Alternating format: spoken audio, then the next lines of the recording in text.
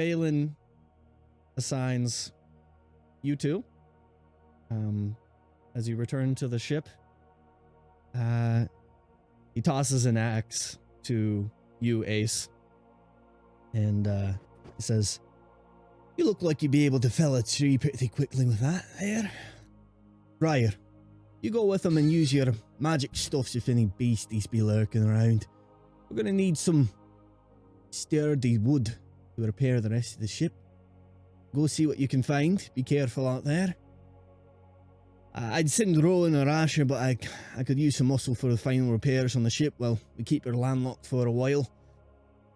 And Caron, no offense, but he's not much of a fighter.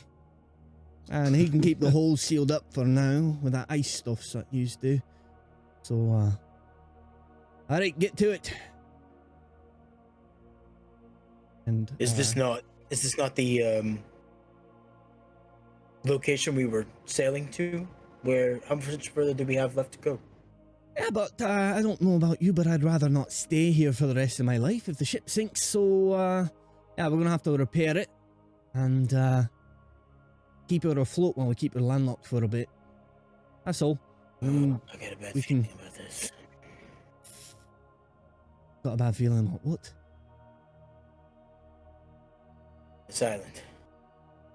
That's all. Oh, that's why. Captain Balin. That's why she's going with you. Protect you. I do feel safer with her beside me, for sure. I think it'd be a good idea to possibly bring both along as well. Well, again, I could use a bit more muscle on the ship here, but you can ask him. The Okay. chicken? And, The chicken guy? Yes, the chicken guy. you see actually Bolt over by the crate, and he's actually just petting a chicken. Do you go up? Do you go up to him? I do. He kind of turns around. He's holding the chicken. Oh yeah. What are you doing? I was just playing with your chicken here. Oh, there's I'll be nothing honest, on the I'm ship that needed done. I'm actually really hungry, and one of these days we're gonna eat this chicken, right? Anyways, just waiting on orders from Balin, that's all. But yeah, no, there's a lot of work to be doing. We got a bunch of little holes that need patched up, that's for sure. But Well, I had something to ask you about. I know you want to go out and adventure with me, and we've been practicing with our swordsmanship. I thought maybe this might be a good chance to get your feet on the ground and get a little more experience. You just plan on going and cutting some wood and heading right back. Maybe there might be a chicken or two that you can kill on land and bring back and eat that. How about that? he kind of looks over at the jungle at the edge of the beach line. He's like, I don't want to imagine the kind of chickens that live in there. I think I might be better on the ship, to be honest, but you hurry back. I think you'll be fine. I don't think you need... Come on, Bolt, you're gonna need some experience if you plan on being an adventurer. I never said that I wanted to be an adventurer. I said that we could be like partners, and I thought like, maybe like business partners, or he kind of like looks around, like card partners or something like that. But I'm really not the adventuring type, to be honest. I don't have the hero gene, I think it is, but that's awfully exciting, but I'd rather not be that kind of excited. You see him, he kind of clutches the chicken like to him a little bit harder. All right, I tried. But maybe one day if I get, really good with a sword, it's a possibility. But yeah, you go out there, you take care of yourself, and hurry back, will you? Right? I will. I'll bring you back something tasty. Oh, make it like a jungle chicken, please. Oh, that'd be great. Jungle chicken. All right. I'm going to stretch and walk over towards Elena like this. And I'm gonna go up and be like, hello. Hi, Elena. Hello, Briar. How are you doing today? Aren't you so excited to see the trees again? It seems like a very pleasant air tonight. Or Mm. today, rather. So I have, I wanted to talk to you just a little bit. Mm. As you ask this, Corbin kind of shuffles just slightly towards her a little bit. Corbin, dear, do you really have to do that? Can I not have a conversation? Can she not have a ounce of freedom to speak on her own without you? No, conversation is totally fine, totally acceptable. Carry on. And Elena kind of tilts her head towards him a little bit, and he looks at her, and she just goes. I love her. He like, very well, and kind of makes his way up towards the captain wheel. Pretty good distance away, about 20-30 feet. As you're kind of sitting up at towards the front of the boat there. Mm. I'm just gonna sit on the ledge, just like super relaxed, cash. Super cash. Yeah, it's really nice to see that you don't always have to have someone in earshot. It must be very frustrating. Does it ever make you feel like you're trapped or made of glass? Well, I must admit I do miss a bit of privacy, but truly, as you can see, I can demand it any time I will. But it is also nice to have the company, for some of what I see is troubling. It's a blessing and a curse to be blind to the material realm and have such strong sight for the magical and mystical and what has been and what will be. Well, you're blind? In a sense, yes. So I don't see in the way that most people can see. I can only see, well, anything that is not of the material plane. So you can see magic, yes? Yes, some of it, yes. I have a question.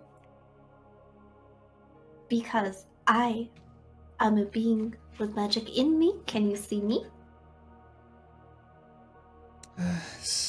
It is not always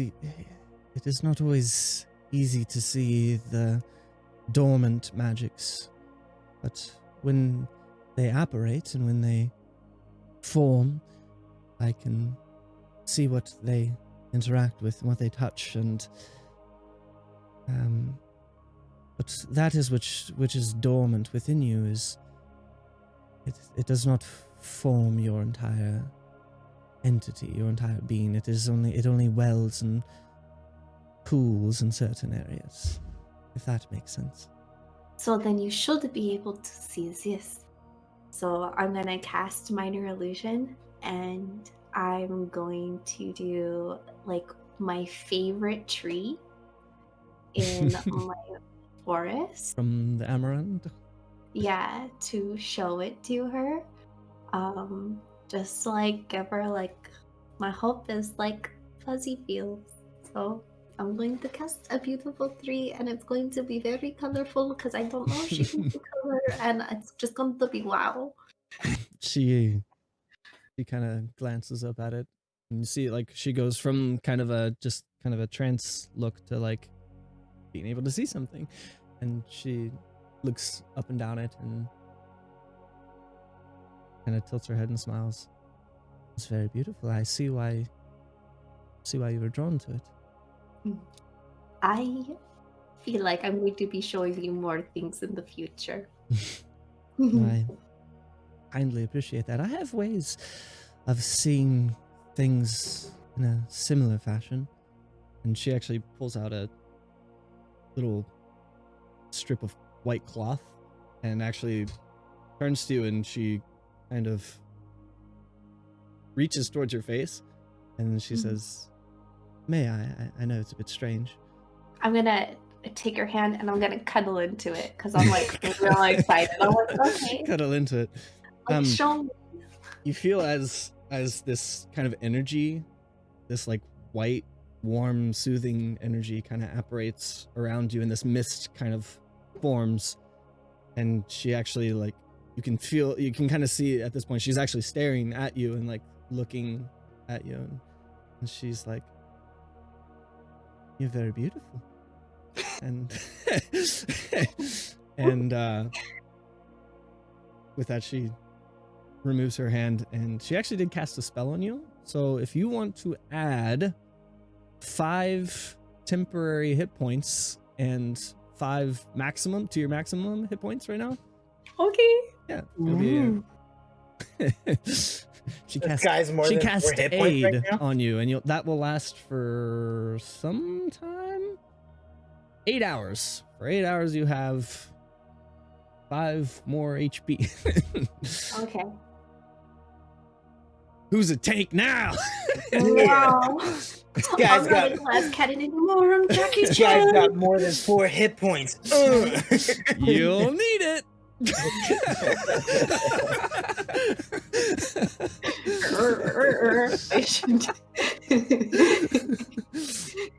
That's not foreshadowing at all. No, what? What do you mean?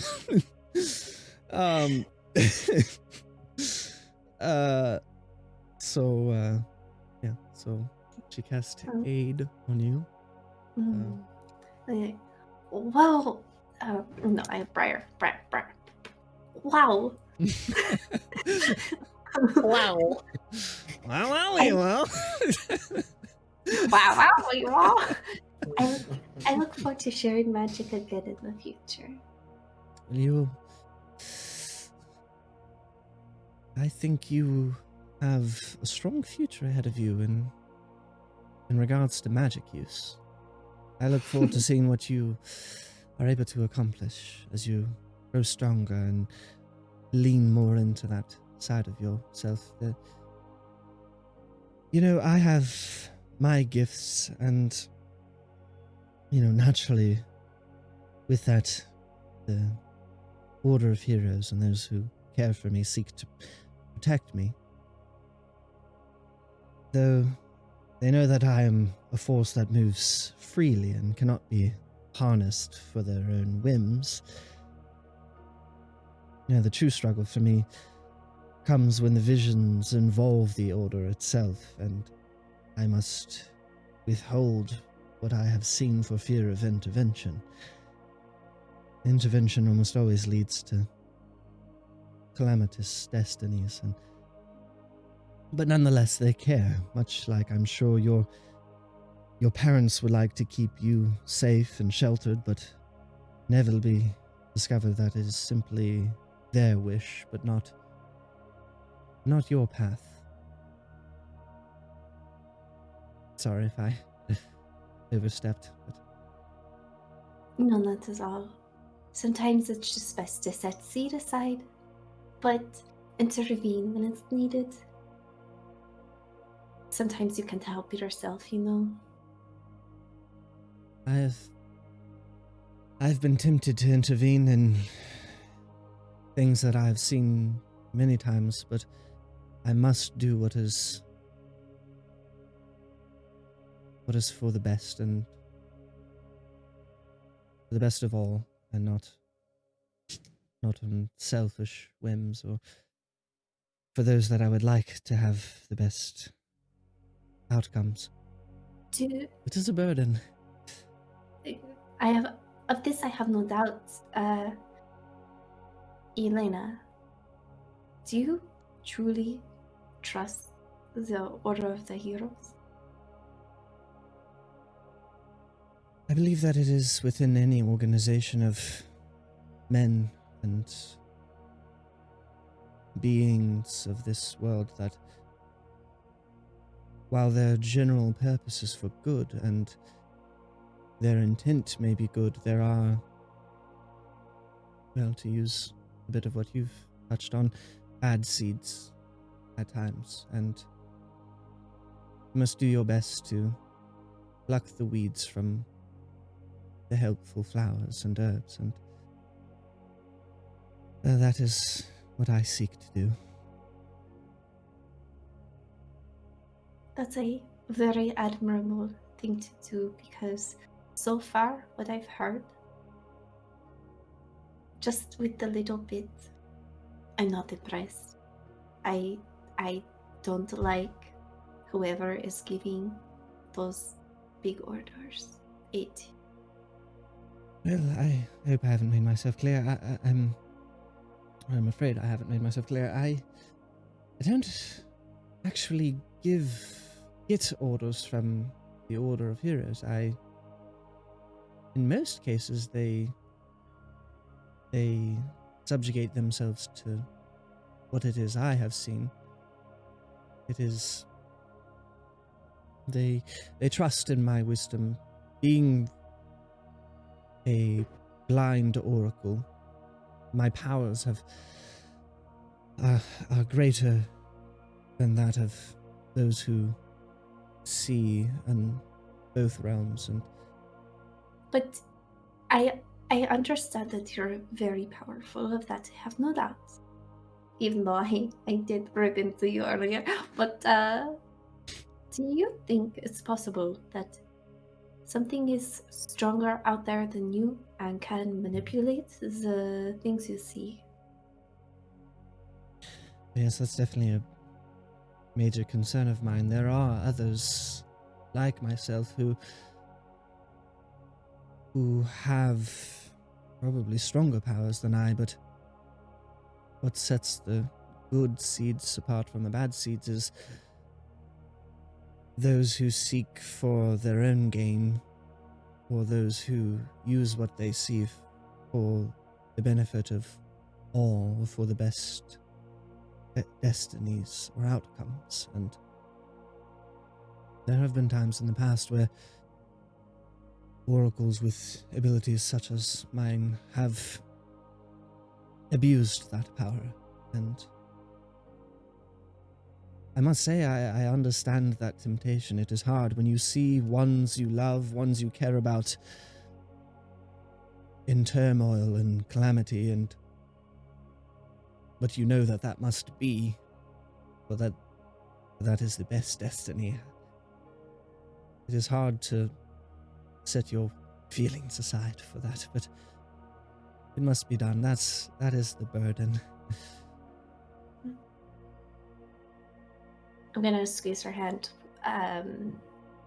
Ace and I are going to go off and go get some things to repair the ship. We'll be back, and I'll talk to you again. I would like that. Take care of yourselves. Watch his back. I will. As big as it is. Okay, if there's anything else you guys would like to do on the ship, anybody else you would interact with? Yeah, so right before Ace gets off the ship, he's going to he's got the axe in hand, he's got it, on his shoulder, and he walks up to Captain Balin, and well, Captain, before I go, I must ask, I will definitely get the wood for the ship, but I need to know how is our food provisions and such of that. Do we need anything else besides woods while we're here? It's not our ultimate priority right now, but I'm sure when we're heading back out to sea, it might be a good idea to restock. We've got to finish our business here first, and we've got a good bit of rations on the ship, but yeah, we'll definitely restock on what we can before we head back to the mainland. I've heard stories of this island. That's all. Yeah. Do you know of anything about it? Anyone that we could possibly run into? Well, be frank, I've never quite set foot further into the jungle, but Oh, there's all kinds of rumours. You get a mysterious island like that, and all kinds of bedtime stories are bound to creep up. Just watch your backs. I'm sure she'll take care of you. She's powerful in her own way, and I'm sure you'll be all right. As he says that, hurry in, hurry out, best you can. Just need sturdy lumber. That's all. As he says that, Ace kind of nods and kind of his eyes kind of follow down, and he again sees the weapon, the same weapon that he saw on the captain that took him right as he was being transported over. And Ace kind of laughs and goes, I see you took that interesting weapon away from that captain. Well, that's more of a took it back. You see, that there was mine originally, like my ship there.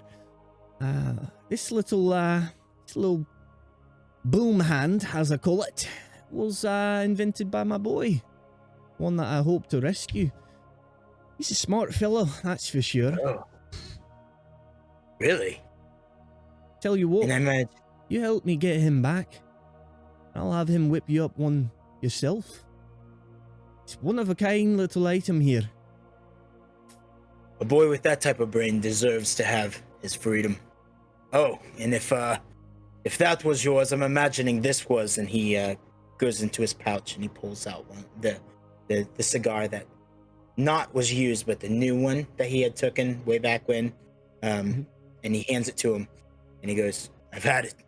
Feel very good, and I'm imagining it's yours. Well, actually, that's not mine, but don't mind if I do. He takes it. Never was originally his. That was okay. Previous ship. It was an arrangement that those two captains had made.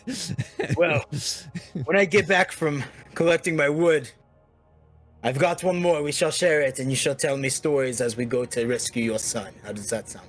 Kind of rubs his belly. Oh, I've got some seafaring stories. The rest of the crew does too. They make it a nice little party on the journey back. That'll be some joyful times if we get back on there. Let's get this business over with. Deal with the rest of these Nerriman compatriots and all that. The nasty business they're up to. Get my men back, and we head back to the mainland. Sounds like a plan to me. And with that, he turns around, and I'm imagining Briar is still talking to Elena at that point. Yeah, we'll say that kind of was happening around the same time, yeah. Lady Briar, if you don't mind, I'm ready to go when you are. As he kind of waits, like to help her down off the ship, very gentlemanly, like letting her go first. Oh, thank you, dear. I'm going to see Caron, and I'm going to go for a high five, and he's gonna go for a high five, and I'm gonna do this, and I'm gonna clasp hands with him, and then I'm gonna come in and pat him on the back like a G, and I'm gonna whisper in his ear. I'm doing a bro check, and I'm gonna whisper in his ear. If I see anything of what we have talked about, I will let you know. And then I'll come back and be like, we'll be back. Going to go off on a little errand and ask a few people some questions. And ask somebody, yes. And ask some trees and questions. Oh, okay, Ace, I'm ready to go. Okay. Yes, my lady. As we get off the ship and start heading towards the woods, I'm imagining, I kind of would like to have the axe on my shoulder again, continuing, and look at Briar and tell her, like, I know stories of this island. If you don't mind, there might be some rituals, or possibly some respect to these trees I'd like to give before we cut them. That would be a very good idea, dear, because the trees would not like it if you tried to just cut them down. So we should definitely ask and let them know. I agree.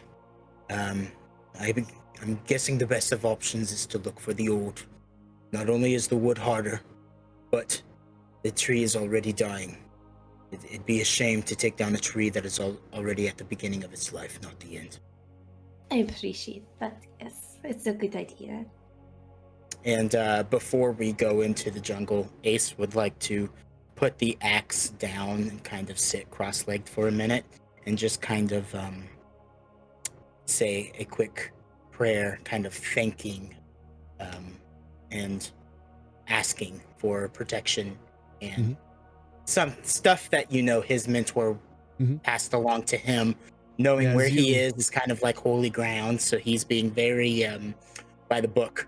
Reverent. As he picks up the axe and then continues into the it's really beautiful white sand along the beach, really fine sand, but as you get closer to the wood line, palms pop up, and very quickly it becomes kind of a canopy of vines and thicker sturdy trees and dense foliage, kind of a pretty dense but kind of colorful and beautiful jungle, and the sounds of the jungle kind of pick up, and there's lots of there's a universe of animals and wildlife as you approach the wood line.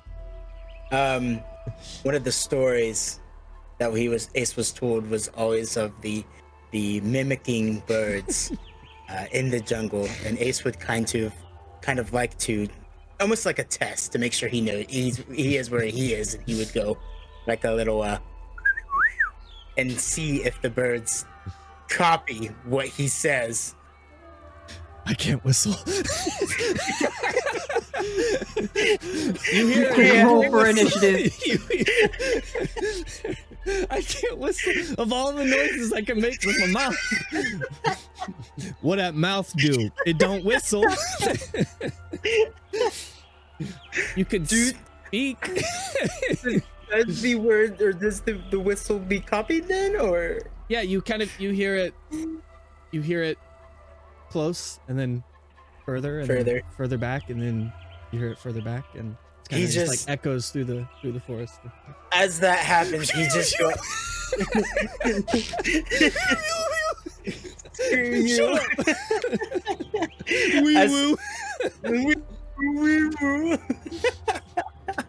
Right, you're gonna see Ace just kind of like take a deep breath, like he's like almost like nervous. You can see like he doesn't know what's about to happen as he's kind of holding this axe and being very like tiptoey, like he's almost walking on eggshells, being very okay. We need to get out of here, because Yes, try not to break the forest with Lydia. Roll I'm trying. Perception I'm really trying. check to find a good tree. A perception, okay. That is. Am I helping with that? Yeah, both of you. Yep. Okay. I got a 15. Okay, nice. Yours is better than mine. I got the 10. 15. You see a tree that kind of fits kind of the description that you're looking for. Something a little bit older. It's kind of ran its course, but you still get the impression that you would test it. Yeah. So as it's kind of a good ways into the foliage a bit. It's a massive trunk of the tree with vines that kind of trail down it, and it only slightly just sways in the canopy, and you see different creatures kind of jump from the trees and I would like to go up to the tree, and I'm gonna put my arms around it, and I'm going to give it a little kiss, and just like a little bisu, like mwah, and I'm going to like whisper it and be like, listen, you've lived a good life, and I hope you're okay, but we could use you for one more thing. You've lived a very long life, and we could really use your help if you're okay with it. And I'm just gonna squeeze a little harder, hoping to feel like a little hum of As you press your ear up to the tree and you feel kind of the vibration of the canopy above and the animals that kind of flitter and flutter within its canopy, each tree kind of a world of its own, an ecosystem. And you hear this and feel this slight just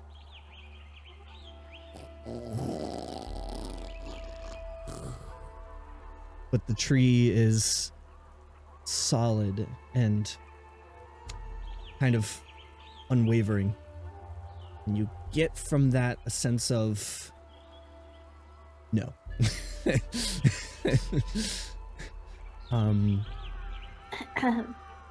So, Ace, this tree very much does not want to die today. Not today. Not today. And He said he's- you cannot ask him a question. Ace is gonna take the axe and he's going to kind of like have it sit down and almost use it like a cane, put his hands on top of it and sigh again and go, well, we need the wood. And we're not gonna get enough wood from sticks. Roll another perception check, really? both of you. Oh, that's a Look 6. around for another tree. So, plus 5, that's 17. That's 17. Okay. 17. good. Excellent. You see maybe another 50 yards in a tree similar in nature, maybe a bit older, a little bit of kind of rotten on one side, just this small area, but strengthened with vines up and around it. And then the other side, solid wood. But another one Okay. kind of the same, in the same vein. So Go ahead, I'm you wanna going- go hug that one? Yeah. I'm going to skip over to the tree and just be like, "Oh, grandpapa, I see that you are suffering and on your last leg, and I'm going to pet. We would like to put use of you one more time and put you out of your misery. We would like to turn you into a ship, and you will see the world.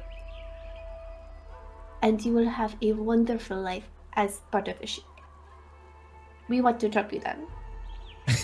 As you place your ear to the tree and you feel its vibrations once again, this tree, it's quiet for a moment, and suddenly you feel a bunch of different minor vibrations as animals, birds, and little monkeys and little critters flee from the tree, each of them, and little twigs and branches and fall to the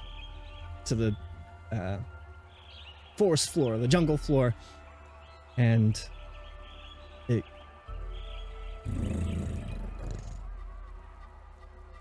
and you get a sense of yes. I don't know if it's a tree or a cat, and I'm so excited. Purrs. So It's the growing imagine of wood. I'm seeing Severe, go. Briar super excited. I'm just like, okay. Is this Grandpa Is this the wants to one? go on an adventure. so? He's So ready. Ace grabs his axe and he's got it in his hand, kind of, and he takes another breath and he goes, "From the ground to the sea, you shall continue to see the world." And he takes his axe and he swings it back and he takes a hard hit into the tree. Do you want me to make a strength check or? No, is that's there okay. anything? As you Okay. and smack the axe or slam the axe into the side, take a good chunk of the wood out, and the wildlife in the jungle kind of just kind of flutters away and causes a ruckus within the forest as this loud crack And you continue this. Okay. While he's chopping down the tree, I'm looking to see if any. I don't know if these trees seed, but I'm looking to see if any seeds fall. Okay. They don't have to. This isn't a challenge. No, that's okay. I'm trying to think what kind of seeds this tree would have. Or if they have any. Seeds of this tree are its vines. Okay. But yeah, with each crack of the axe, different twigs fall, and by this point, all of the animals have kind of, within the surrounding area, have kind of fled as you crack away at this tree. Probably would take a good while. It's pretty thick tree, but you're strong, boy. Strong. Roll, while he's doing that, Briar, roll a perception check. Wow, these dice hate me. 5. No, 5 plus 10. 15. Oh. 15. You have a plus 10 in perception? No, I have a plus 5. Okay, I was like, holy crap. Roll a 10. Has a plus 5. The floor of this jungle is about, I mean, most of the, in some areas it's a little bit more open than others, but the floor of this jungle is pretty dense foliage, up to probably about your waist in some areas, and at your knees in others.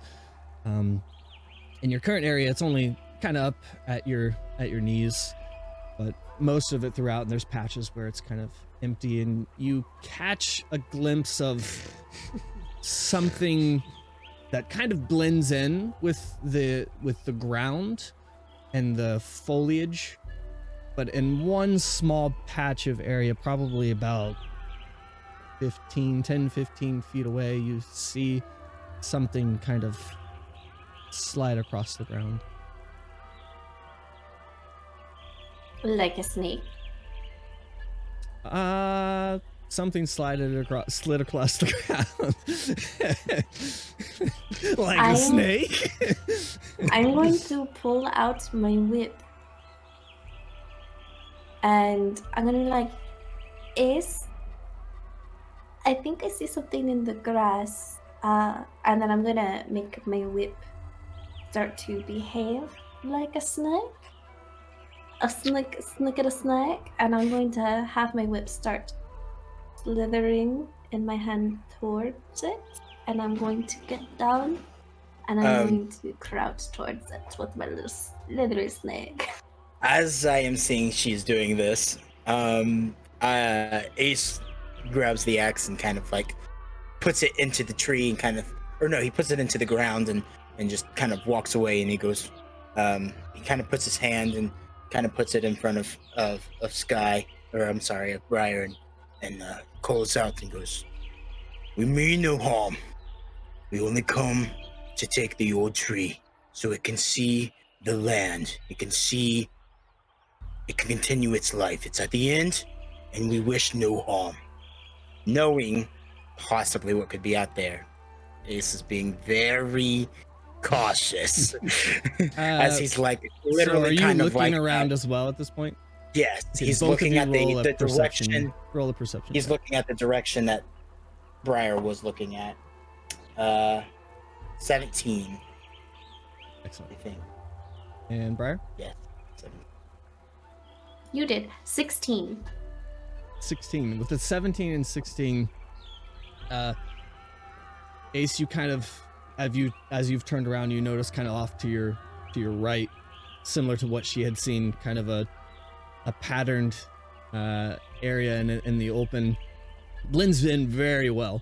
So you only kind of vaguely see something move across the ground, and Briar, you see on your left, just for a moment, something else, but it's something that goes smaller, and you see just the end of it as it slides across the ground over to your left. As this is happening, JT, I kind of whispered to Briar in her ear, "It doesn't matter how good we look when they can turn invisible." As I'm just continuing my stare and being very like hands up, trying to be very precautious, not a threat. You're muted. You're muted, girlie. As he says that, I'm going to just grab a handful of dirt and wait. With those perception checks and that roll,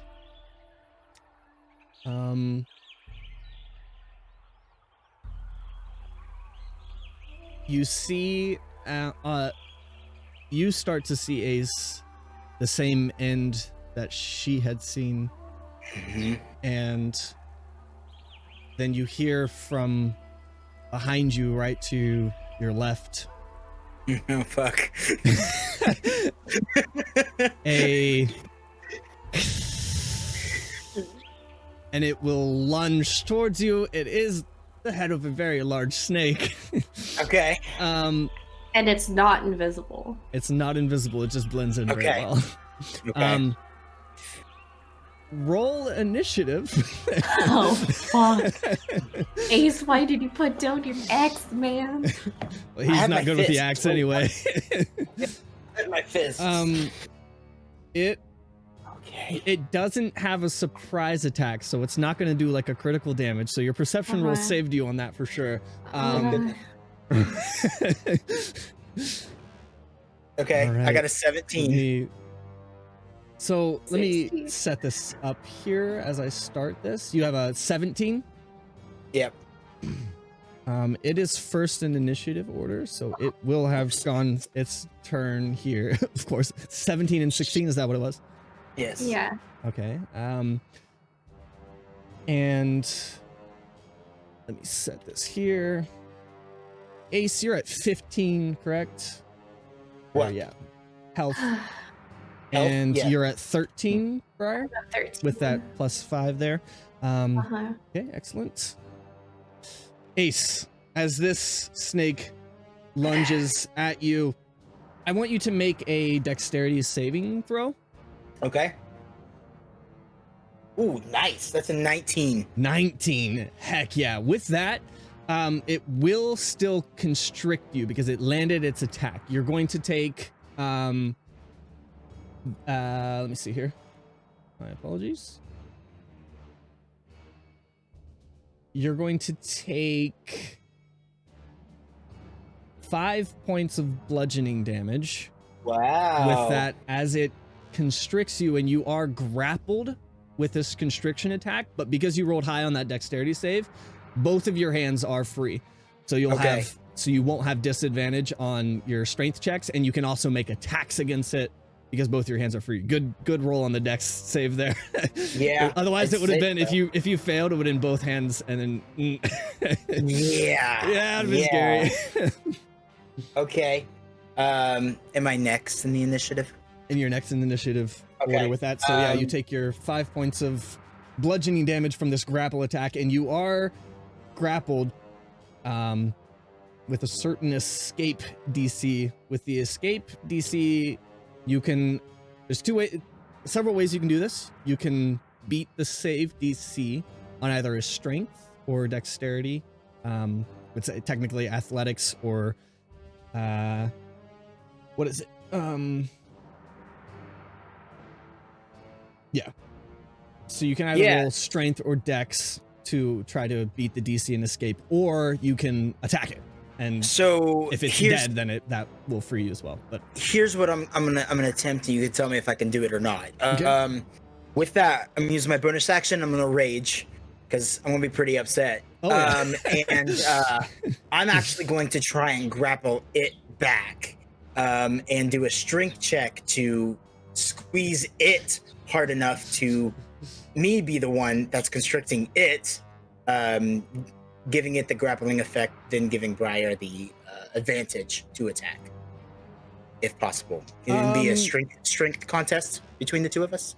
That would just be like escaping the DC. If you escape and then want to grapple the snake, you can do that and just kind of reverse the order. But while you're grappled, you won't be able to make a grapple attack back, if that makes sense. That's fine. Yeah, that's fine. So you can, like I said, either attack it or make a strength to try to escape its grasp. But in theory, if I make a strength to escape it and then it attacks me next time, it's just going to grapple me again, correct? If it uses the constrict attack, yes, it could grapple you again. So okay, so I guess at that point, then I'll just make two attacks if that's okay. Okay, yep. You are so lucky you have both your hands free.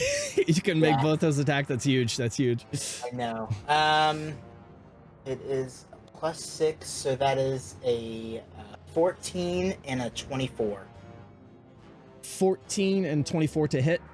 Yes, both to hit. Both of those will hit, yes. Both of those will hit. Heck yeah. Sick.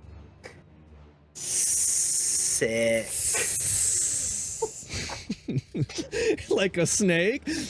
Something crawling on the ground. 18 points of... Holy schmoly. Total? Yes, bludgeoning damage, yes. All right. As I just grab both fists and I just come down on its head with like both of my fists at the same time. Holy moly. All right. Good hits. All right. And that's my turn. All right.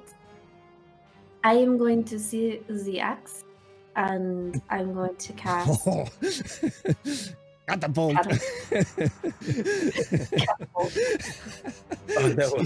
I'm gonna Thor this bit. Oh, you haven't seen it. I didn't. No, I haven't seen this. I'm gonna Thor this bitch. Like I'm gonna wee. Your Kratos it, boy. So the snake needs to do a dex save. Okay. Can we say it's at disadvantage since it's like got me wrapped and it would have to drag me with it? Like, no, he's here to fuck doesn't our say shit. anything about that with the grapple and its constrict ability. So it's still Gucci. Make this save. It has the advantage because it's grappling you. If you were grappling it, it would have disadvantage. That's how. So would it drop me then works. to dodge it? Would it drop me to dodge then? No. No. Okay. It's fine. I'll keep punching it. No worries. That was a lot of damage. A lot of damage on that.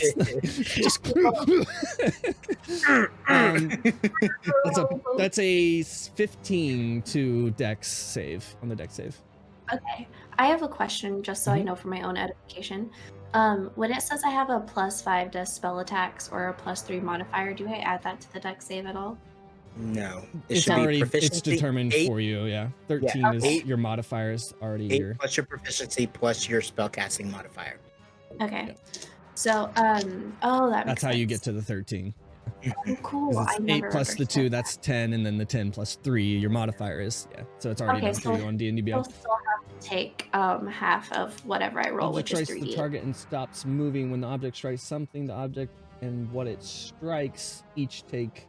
it doesn't take damage on a save. It's saved. Oh, really? Yeah. Object strikes the target and stops moving. When the object strikes something, the object and what it strikes each take 3d8 bludgeoning damage. So there's no damage for a successful save throw. Oh, so in theory, if she would have hit that, would it hit me as well and I would have took the 3d8? No, not with this grapple. You're not taking... Okay. You don't take the damage of this grapple. It depends on the attack, but normal attacks... It's a big enough snake. There's different areas you can attack that. You don't have to attack the...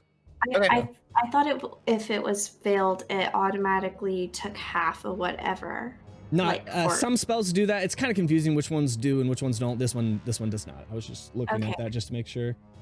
Okay. Yeah. Will it tell me that in the spells? If it does do half damage, it will say on a successful save, target takes half damage.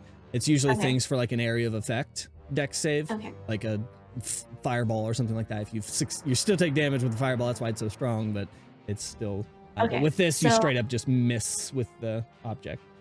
Okay, so I'm going to use my movement and kind of like get behind the tree or something and use Mask of the Wild to hide. And Bye, that'll, Ace. Okay. that'll be it. Hey, if it tries to lunge at me while holding him, like, I will die. So I'm just gonna step aside for now. You have 13 health. You're fine now. I know better than that. It's the I don't big know a lot, snack. but I know that. The big It's snack. a big snack. Okay. Okay, All right. back to the snake's turn.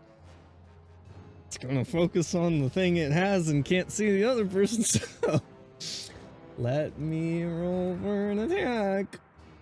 With this, since it already has you constricted, it's just going to make a bite attack on you. It's kind of wrap around Sure. and whip around and go for a bite.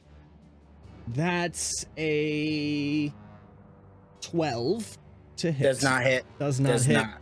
Yep. It kind of goes to bite around, and it gets its hand or its mouth right around your hand as you're punching it, and kind of like that, and it recoils and kind of wraps back around. And Ace is going to. Ace is gonna. Your breath stinks. As he rolls 2 more attacks and goes like to. a cat hiss. Okay. One's a dirty 20 and the other one is an 8. The 8 will not hit. The dirty 20 will hit. Okay. That will be 8 points of damage. All right.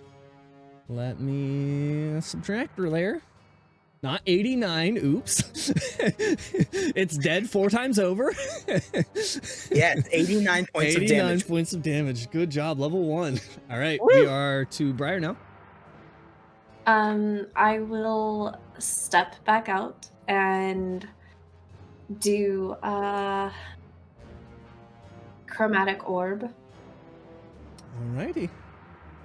I will choose. Using all of your spells Oh god. for a snake. Oh, fine, then I won't. No, I no, can't no, you're leave. fine. Do what you need to do. Do what you need to do. Fine, you're sassing me. Yeah. For the sass. No, for the sass, I'm gonna cast Mind Sliver at the snake.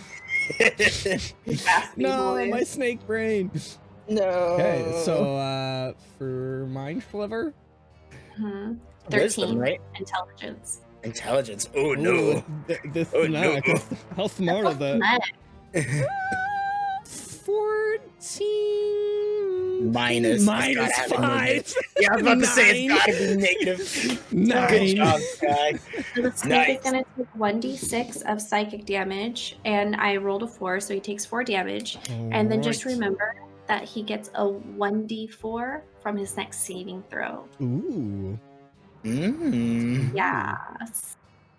And I used my whip because that's my arcane focus. So I'm As you cast Mind Sliver and go, and the spell apparates from the end of the whip also itself, because we haven't explained how this actually works. The whip recoils kind of, or extends out and slashes the snake as well, and then recoils back into your hand, and you deal the additional whip damage.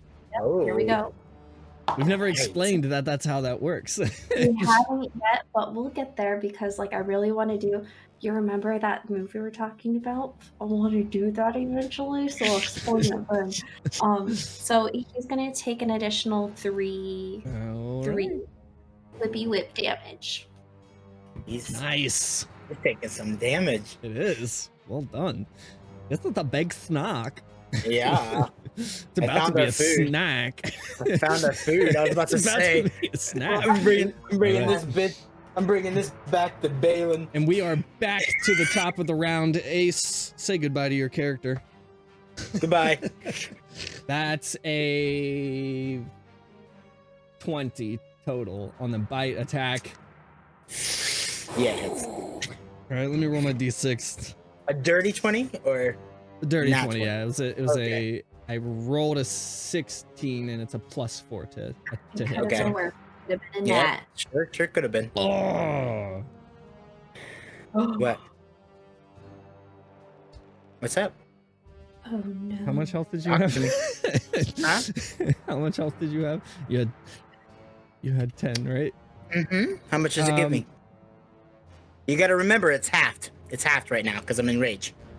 It's halved. That's good because it was 8. Yep. So you 4 take points 4 of damage. points of damage. Oh my god! You got to remember, I'm the brute. I'm worried about you. I rolled a 6 on my d6, so I'm like, oh god. I'm okay. I'm all right. You're pretty red on my combat tracker. It's a snake, so there's no like con save, no poisoning or anything like that. It's a constricting snake, so it's not a poisonous snake. Yeah. Okay. Cool. That's so later. as it's constricting me and I'm getting really angry, I'm just gonna really lay into its. I want to put one fist into its side, and the next one I want to try and like uppercut it straight up. Uppercut a snake. Yeah, which is really good rolls. I rolled a 16 and a 15 without my modifier. This will hit. You're good. Yep. Yeah, 22 and 21. Roll your damage. Finish her off. Let's do this. Really kicking me off. And I'm going to do... Slither a snack. Snack. 14, I just wanted 14 points of snack. damage. How much? 14.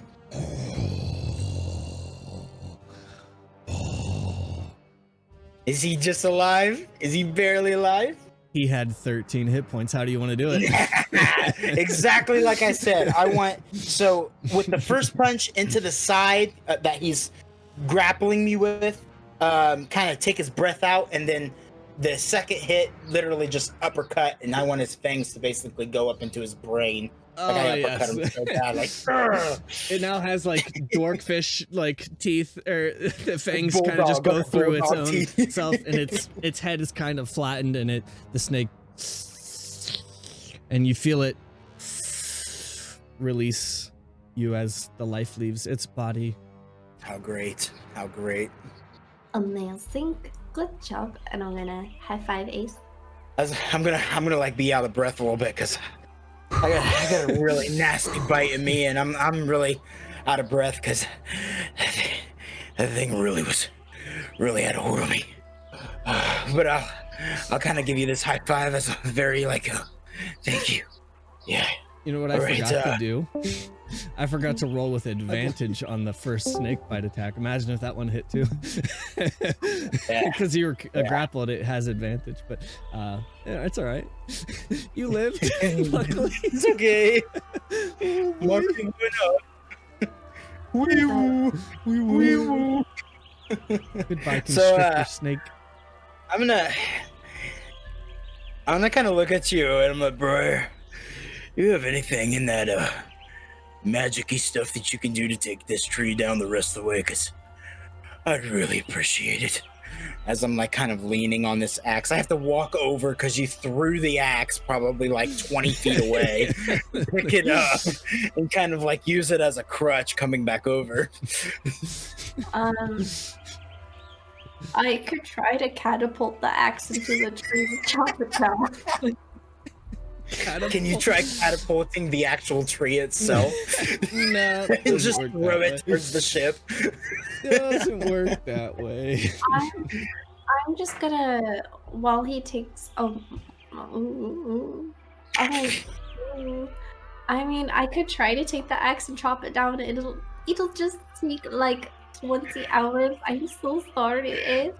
So watching Briar take a couple really like sad. Yeah, I'm like, all right, like barely breaks the bark. Yeah, all right, I'll take over, and he kind of reluctantly, like, really just lays into this side, kind of grabbing his side still where he was bit, and really getting at it, kind of thing. Listen, I can start filleting these snakes so that we have some food to take back with us. That's perfect. Wait until Captain Balin sees what you killed. She killed. Sees the big fist. Yeah. See the big fist marks in all of it, and it's like, and that was like, what do I kill? Look at my fist carrying it around her neck, but it's like 4 times her size. So are you gonna kind of dress the snake while he's hitting the axe there? Okay. Right, you can probably make some new boots out of that. Ooh, like a slug. Make If she's- a nature check, Briar. Oh, sick. I was about to say, if she's cutting that snake open, does she find anything that the snake possibly Well, ate? I also have proficiency in poison, so if there's any poison, I could. Well, he said it theoretically- was. Yeah, Oh yeah, you she said said it it was constrictor snake. Yeah. Okay, great. 19 plus 5, so 24. 24. So, With that, you spend a good bit of time and get a good chunk of usable meat and also some snake skin. you wanna dab yourself out. Nice. With that, you spend a little bit more time hacking away at the tree. You're good about maybe a quarter of the way, if even that, before maybe the tree will start to kind of... You can hear it kind of already kind of cracking and crumbling a little bit. You begin to hear as if animals are kind of returning to the tree, kind of used to the sound or something. Bit of ruffling in the kind of foliage around you, kind of. And as you guys finish working on your individual projects, you hear kind of a more intense kind of, and quickly roll a perception check, Briar, as you notice this. Yes, as you look up to address the noise. You're muted. 23. I have a habit of doing that so I don't interrupt people. 23. With 23, It's a good rule. you see in a kind of taller bit of foliage, just faintly, with different kind of a pattern, but then as you look and you kind of really like hone in, looking through the dense foliage, you see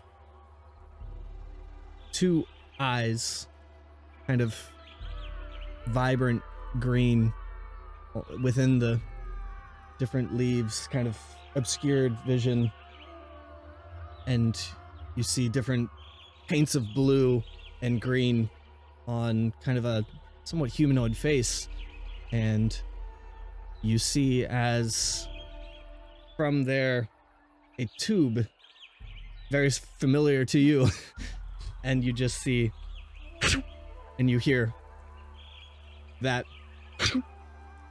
and make a dex saving throw for you. Okay. All right. What is my... Okay. 18. With that, you quickly kind of dodge to the side, and Ace, make a dex saving throw with disadvantage. As I dodge, I want to shout out, "Hey, we got permission. The tree was okay with it." And I'm gonna yell it really loud. I got a 4. A 4. With that, We go. Ace, as you're trying to finish felling this tree, you feel kind of a sting on the back of your neck, and kind of swat at it, and kind of instantly get this like ache in your arm, and you go to swing again, and your right arm falls limp as you swing with the left, and you begin to see, Briar, as you're now honed in on this area, you see several other faces in the similar vein kind of apparate from the foliage, and you hear more. And make a dex save with disadvantage. 12 plus 1, 13, and then 17, so that would be a 16. So 16 and 13 and 16, or 12 and 16.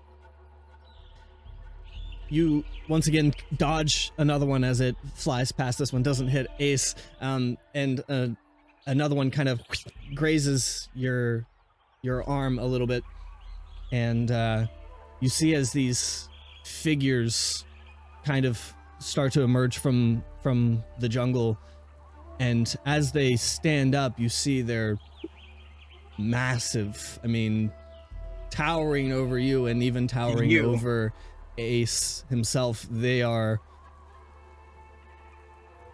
pretty beastly, kind of blue skin, furry ears, and kind of big bushy beards and different patterns and war paints on them. And one of them runs up and Briar, make a strength saving throw.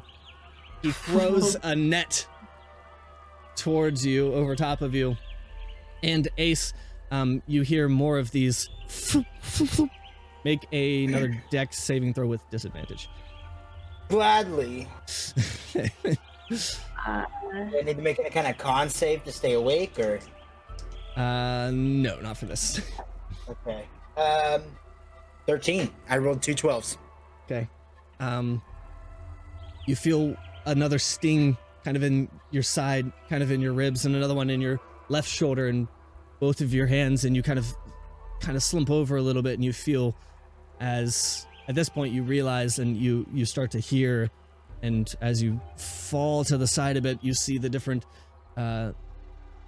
humanoids that are making their way towards you.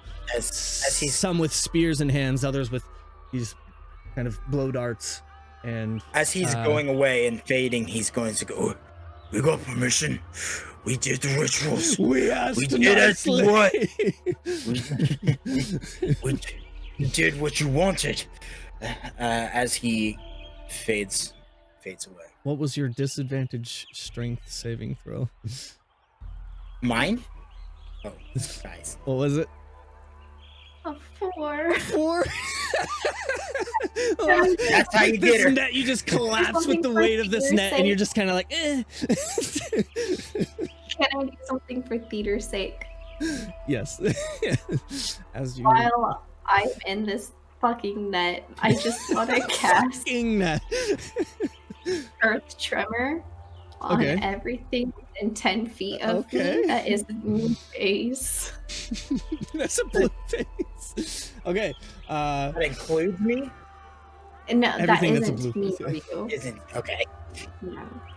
Because I get to choose. So, and the dex saving throw on that, just for theater's sake, is a 13. I will say that it'll be okay for this, but he would technically also have to roll, because it's any creature that isn't you, and you don't get to choose if it's your friends or not, so he would take damage from it as well if he failed to save, and he would right now have disadvantage because he's prone. He may not die, but but for theater's sake, we can say that you do this and it'll be fine. And you see as these large humanoids kind of tiptoe around and shake the ground, or and two of them kind of just fall over and crash into the foliage. And even as big as they are, a little bit of them shows over some of the knee-high foliage, and they kind of stand back up and look at you and hold their spears. And at this point, they're holding the spears to you while you're in the net, and you see another one kind of come over and throw a net around Ace as well, and they kind of begin dragging you, and you see as one of them kind of goes and shoots a dart into you, kind of right here in the neck, and you feel that same fade that Ace felt as well. And you're actually conscious, but you're paralyzed. So you're feeling kind of like, oh god, I can't move, but I can feel things, and I'm awake. You would vaguely be able to speak as well, but it would be kind of like as they begin dragging you. There's several of them, maybe 6 or 7, and they kind of answer to this one figure. Let me actually pull him up here. If you can see him, they have kind of adorned in different foliages and woods themselves, but they have these kind of well-made but kind of primitive spears and these different kind of battle tattoos and inks and different hair dyes and colors. And this one, as they answer, they speak in a language that neither of you really understand, and they kind of like seem like they're almost like they're arguing about like what they're to do, but this one kind of like stiffens up to another one that's kind of barking at him. And they kind of point, gesturing at you, and they begin to drag you through the jungle. And this one kind of slaps another one on the head, kind of with like a backhand. And then with that, the other one kind of like lowers himself to this one, and they actually pick you up over top of their shoulder within the net, and very kind of swiftly move through the jungle. I mean, it's their kind of their territory. And you, after some time traveling this way, and I don't know if there's anything you'd like to say during the journey or anything like I got nothing to say to these guys. No, yeah. Obviously, they don't understand anyway. So while this is happening, Olsen, can I make any kind of history check that might help me with where we're about to go, what's about to happen? Anything along those lines would be a story that would have been told. This hasn't been talked on. You really only got the lineage, and that's about it. You haven't didn't get it much about their culture or practices, and no older or previous leaders or somebody that could be in that way. Or he had made mention of his father and brother being prominent members of his tribe, but that they were reluctantly supportive of him leaving and traveling to the mainland. But yeah, as you are being hoisted through the jungle on the shoulders of these large fellows, you kind of enter this clearing after a bit of dense foliage with vines with kind of sharp thorns on them that kind of seem to like writhe and wriggle, these vines that kind of encompass this kind of grove or enclosure here. And the canopy kind of opens up, and you see different houses and huts kind of built along the tree line in the canopy, and then on the ground level a little stream kind of travels through this area, and you see kind of a female one of these kind of scooping up water into the bowl and just kind of, and then looks up and kind of notices you guys being brought into the village. And there's different little huts with foliage thatching and such like that, and they take you to this kind of an encircled area with kind of like what seems to be a fire pit, but the fire is not going currently, and they set you down on the log, and kind of two of them to each of you with like spear point, kind of like barking at each other and kind of poking their spears towards you, and they kind of sit you down. And by this point you do feel kind of your paralysis, your right arm, Ace, kind of begins to return. And Briar, as they sit you down, you feel yourself kind of slide, but there's not much you can do, and you kind of just fall to the side, and one of them kind of like comes over and scoops you up a little bit with their hand and kind of sits you upright, and with that they're kind of barking at each other a bit, and the one that you see on screen here kind of studies you a bit and kind of locks eye with you, I guess, Ace, and he takes the spear point and puts it to your chest and kind of scoops up your ring, and he says, Adwa Wala Malakai.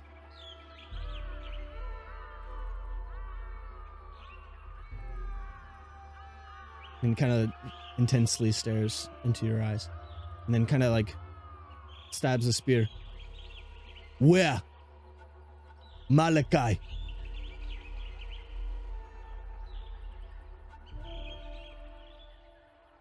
He's safe.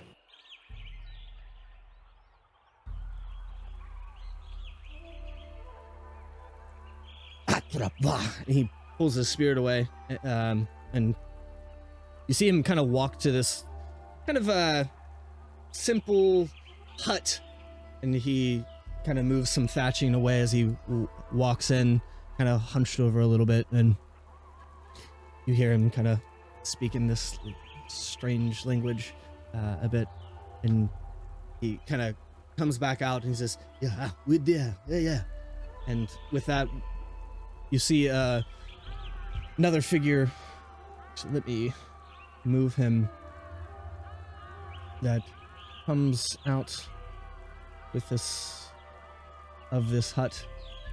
He looks so much like him.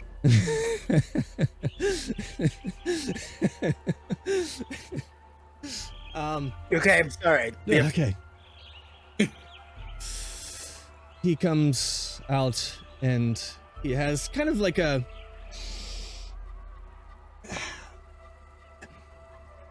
not to be cliche, but I guess maybe kind of like this Uncle Iroh demeanor from like Avatar, and he just kind of, he's like mashing at a pedestal or a mortar and pestle here, and he kind of looks down at his mortar and pestle, and he scoops some up in his fingers, and he walks over actually to you, Sky, and he just kind of, or to you, Briar, rather, touches it to your lips, and you feel the paralysis immediately wear off, and you can kind of stand up on your own. And he says, and he just kind of looks down and smiles. And then he kind of quizzically looks at you. Tiora? Mama. Just in case he doesn't speak English, I'm going to keep it real simple.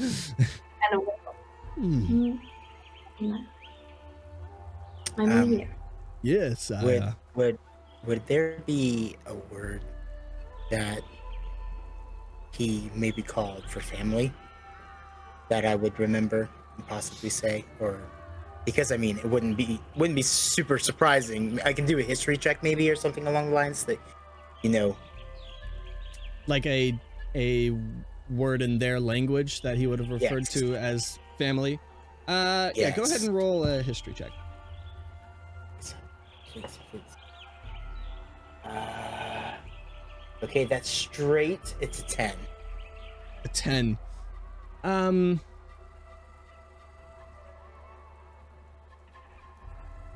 You remember vaguely a word, but you don't know. You feel like you would butcher its pronunciation, but it was like something like with a V, like a Vedya, or something along those lines with like a... So it would be a shot in the dark. Ace still pretty heated, obviously, with what just happened with the spear and pointing it close to, and the words that were said. He's still gonna, as he's talking to Briar, he's gonna Vedmar, Vedgar. He Kind of he looking- kind of turns his attention to you, and he, with his hand, kind of scoops up the necklace that you have around your neck. Common will be fine. I do speak it, but it is not my first.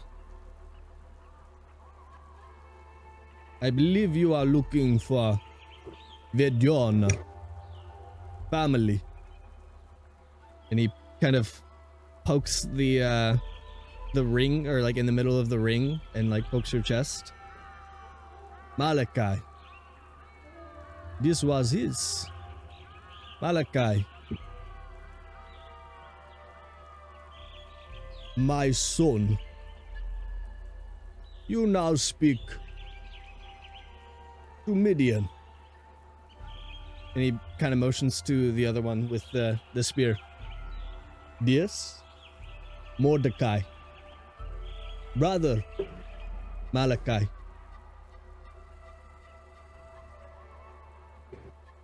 I heard stories. It's nice to finally see you in person. And you see the one with Mordecai, as you now know, the one with the spear, and this Midian kind of walks over to him. Let me type that for you guys, I'm sorry. So you can have the names. Midian, Chieftain, and Mordecai.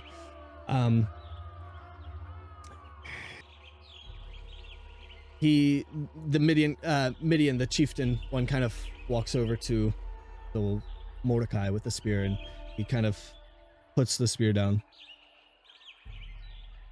Friends. And looks back to you, Briar.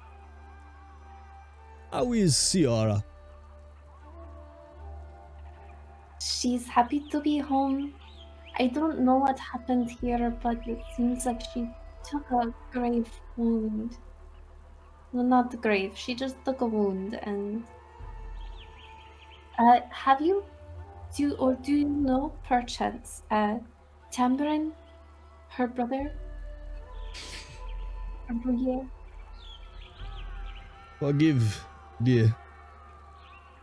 Not so warm welcome, but we have very bad intruder, and we have taken more aggressive approach to deal with them. And we only wish we had heeded Tambran word for more soon. And well, let me bring him to you. And he walks to into the hut that he originally came out of, and for just a moment he's in there, and he comes back out, and in kind of this little bowl, or this little kind of clay pot, he has this little sapling, and it has kind of two splits from the side, and just two little leaves on one end, and like one leaf on the other. And he holds it, and you see him kind of like reach into his pouch and pull out some, like a bit of dust, and kind of wipes it along. And he brings this pot over to you. The intruders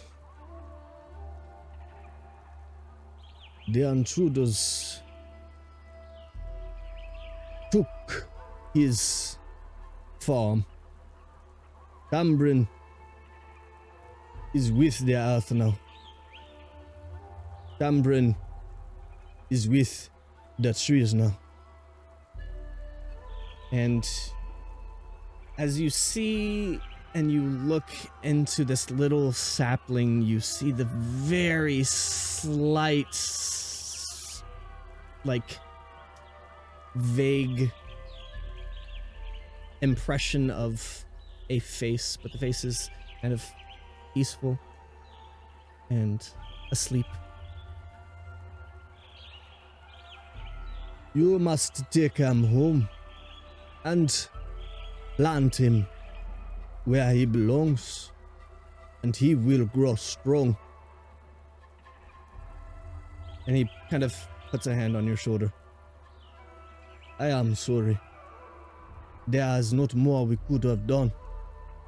He was good to our people. He was good to our family. He is good man. And he, here, and he kind of points to the sapling, he have given second chance to live long life, but in different form. The intruder? What did he look like? They look like other elves, but they are very white skin, very long hair, white robe, nasty with them, had many other pirates. Bad men, very bad men. It is now that we will fight them. We will take back our island. We will cleanse our temple. You kind of see for the first time, Ace takes off his gauntlets. He sets them down in front of him, and he takes his hand and he lays it on yours. And he very softly and he goes, I will help you, whatever you need. I will help you get rid of them. So no one else has to be turned into a tree.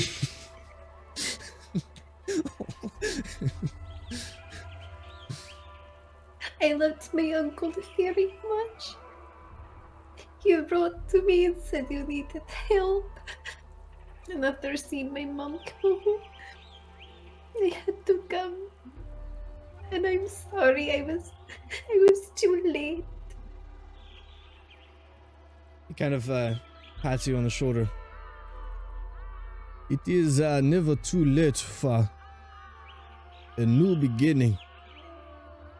Tambrin will do much good in this new life. Tambrin, good man. Tambrin, good fruit. You see, as Mordecai, the one with the spear, as he's kind of let his guard down a bit, you see Ace as within his kind of sharp green eyes, he kind of studies you for a moment and kind of looks you over.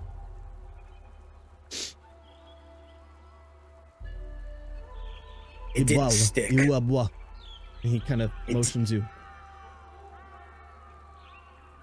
It didn't stick. Because I'm not one of you. You can see it. Ibwawa. Do you come with him? Yeah. He kind of takes you into the chieftain's hut, and he takes you in and kind of intensely staring into your eye. He sets the spear down and he grabs a bowl, different bowl from what the other one he had, and he kind of pours in some herbs and some ingredients, and kind of mashes it together, and you see it's this kind of familiar blue paste that you've seen before, and he kind of reaches his hand out towards you, like towards your face. Is Midian? Is it Midian? What is it? How do you Midian? Is Midian in here with us, or is he still he's with still Briar? out with Briar? Yeah, it's just you and Mordecai within this hut.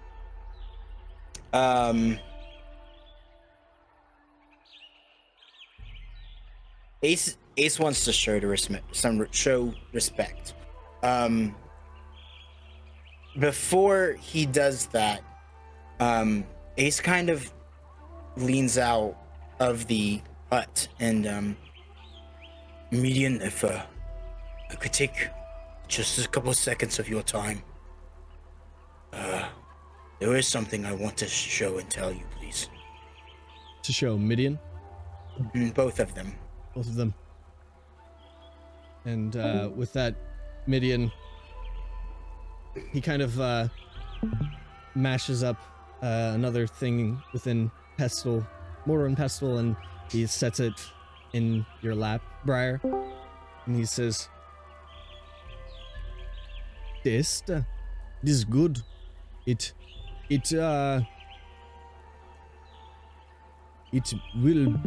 will calm.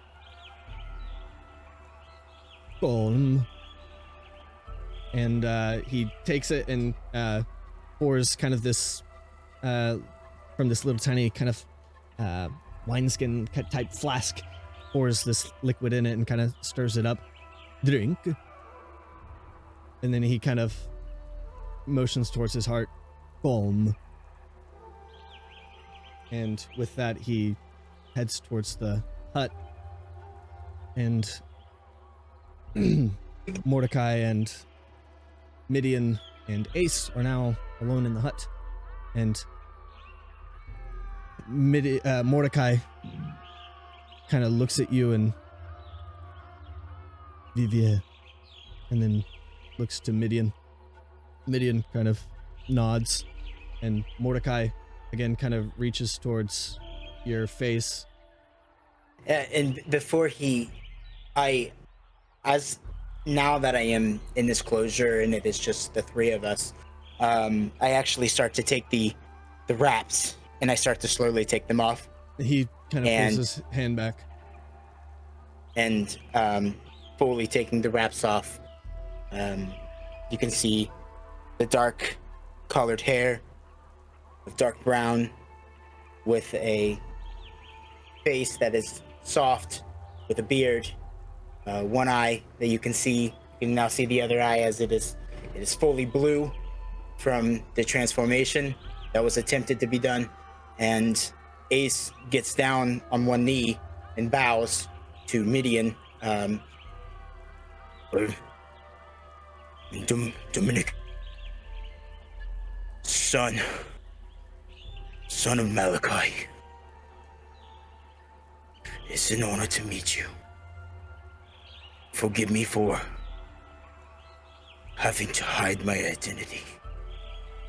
It is to keep Malachi safe. Dominicus. My son. And Mordecai, he kind of finishes mixing up this concoction and again pours kind of this liquid into it, and he hands it to you. It's kind of the familiar blue that you've had once before. Mm-hmm. I take it. And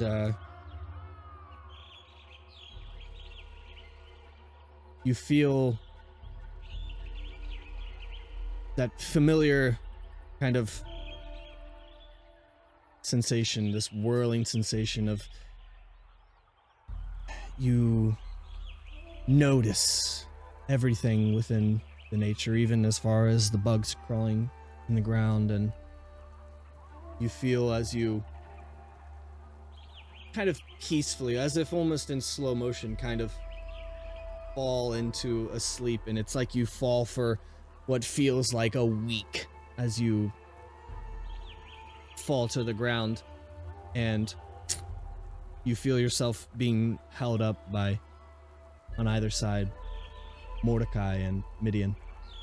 As I drift out, I just say, protect my identity, please. And as you kind of lose consciousness for a bit, you awaken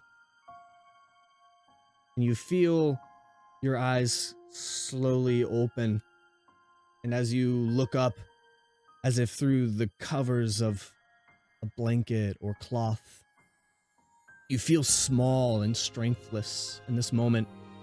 You feel feeble, unable to speak, but you're hyper aware in this moment.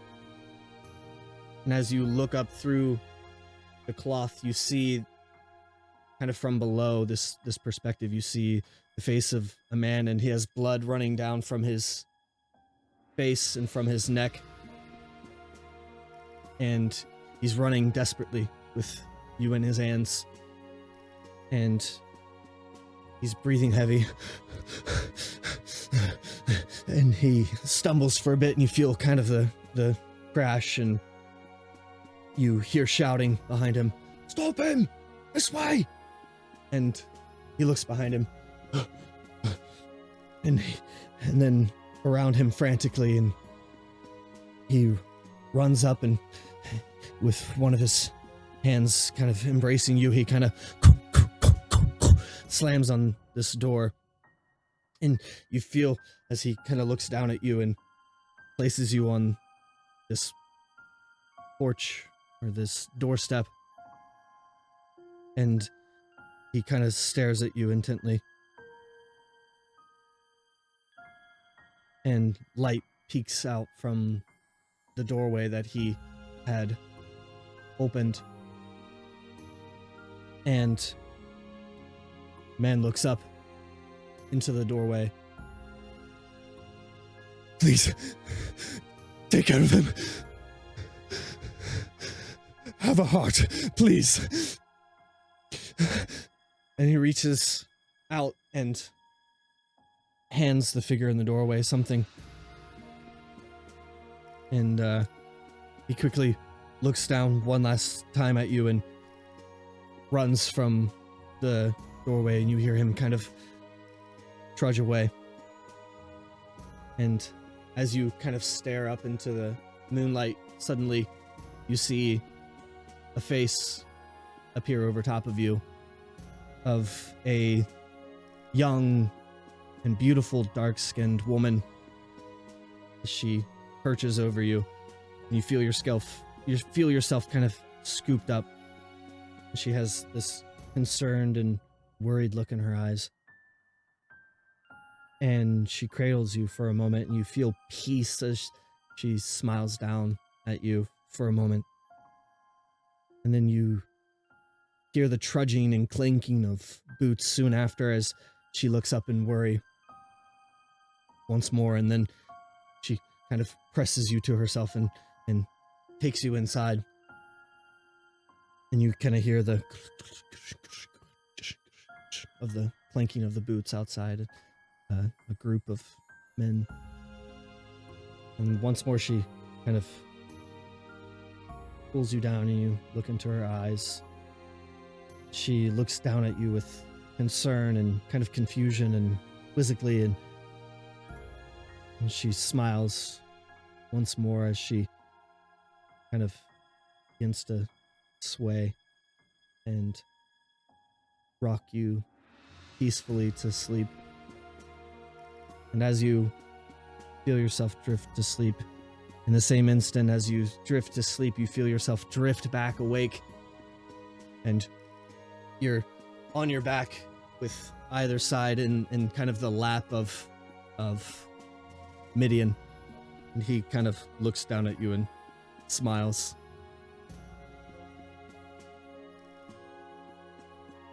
She's always been beautiful, hasn't she? Beautiful. And he kind of helps you up to your feet. And Mordecai, holding kind of the bandages in his hand, kind of goes and kind of gently wraps it around your face once more. The normal eye still brown. And As he gets to the end of that, I'd like to lean my forehead against his kind Mordecai, of thing. Yes. you feel like he's strong. He's a large figure, so he kind of leans down. He puts his hand behind your head and kind of almost just like a minor headbutt. He puts his head to yours. Brother. And kind of rubs the back of your head a little bit.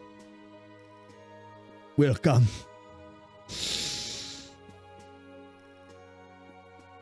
And then he kind of turns away.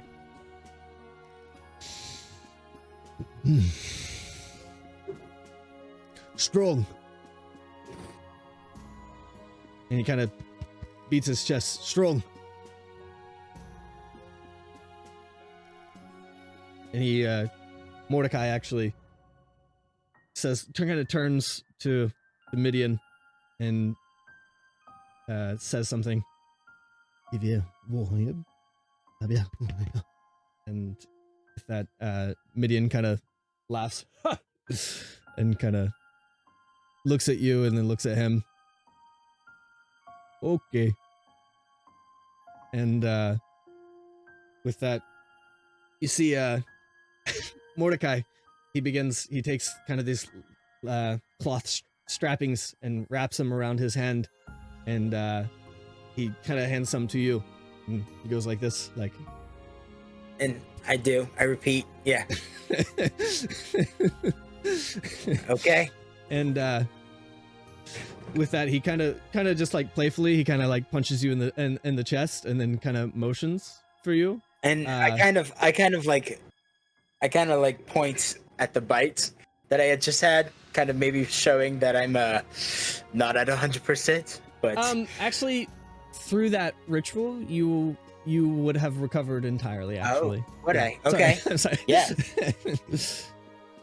Good to know. Okay. Yeah. Then I playfully imagine starts getting a little stronger. And he kind of goes like this and kind of motions to outside, and you kind of leave the hut. And Midian he takes a staff and kind of walks over to this kind of open, kind of sandy clearing, and he draws a large, maybe 7-foot circle. Before I do that, I kind of point at him and I'm like, one moment, and I go back over to Briar. I'm imagining still sitting at this bench, and I kind of knee down on one knee and look at her. Are you okay? No. And then I'd like to do the same that I did with Mordecai, and put my forehead on hers and say, "You will be. We're safe here."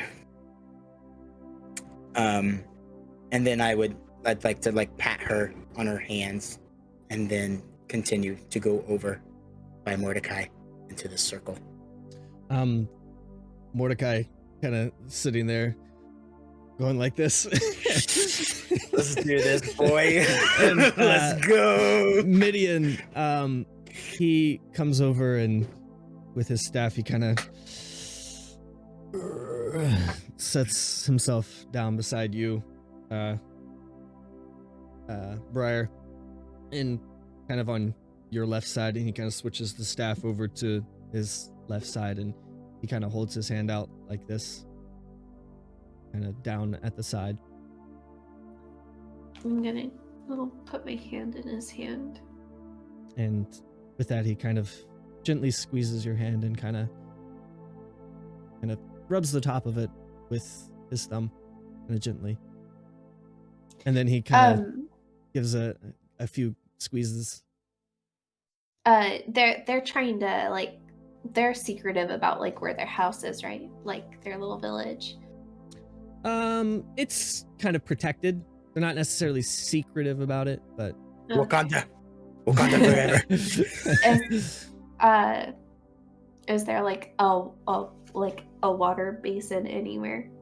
Like not for drinking, but like can there be a water basin somewhere? yeah, sure. Okay. I'd like to get up, walk to it, put my head in it, and just like scream into the water. Like just a heartbreaking, gut-wrenching scream, but I don't want other people to like hear how loud it is in the outside world, so I'm just gonna scream into this water because she has a lot of emotion. She's really torn up because she loved her uncle very much and he killed him. Sorry. He's still alive, kind of. So, but I'm gonna scream into the water, and then I'm gonna go watch Ace beat to shit with my uncle.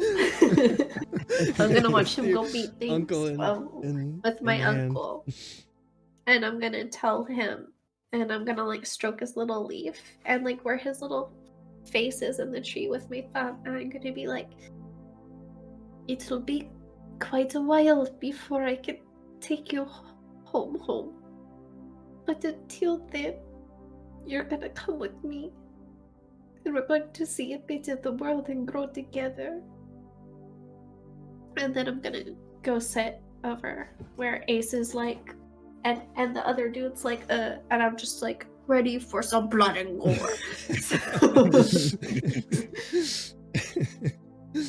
All right. With that, you see as Mordecai kind of shaping up to fight a little bit, and let's see.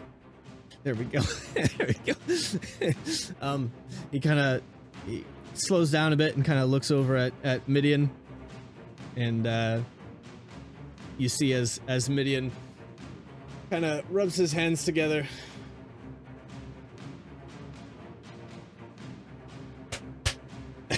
And with that, Mordecai rushes over. Actually, just roll initiative. Okay. Okay, 15. 15. He will get the first attack. So